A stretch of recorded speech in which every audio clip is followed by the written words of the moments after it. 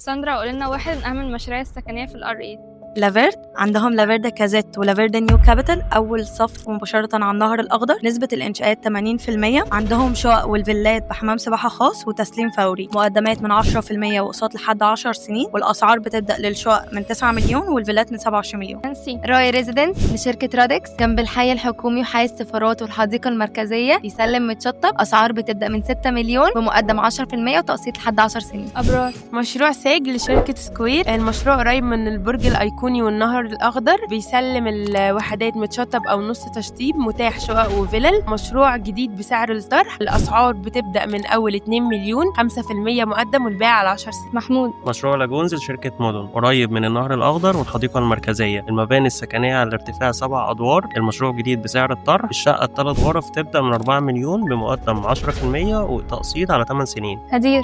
مشروع موناركا من شركة مرديف. المشروع قريب من النهر الأخضر. المشروع 17 عمارة، يعني خصوصية عالية، بأسعار تبدأ من 5 مليون جنيه ومقدم 10% وتقسيط على 10 سنين. فاطمة. شركة دومينار على المحور المركزي، فيها شقق متشطبة وفيها شقق من غير تشطيب. الشقق المتشطبة بتتسلم بالأجهزة الكهربائية والمطبخ. أسعار من 2 مليون وأقساط على 12 سنة بمقدم 5%.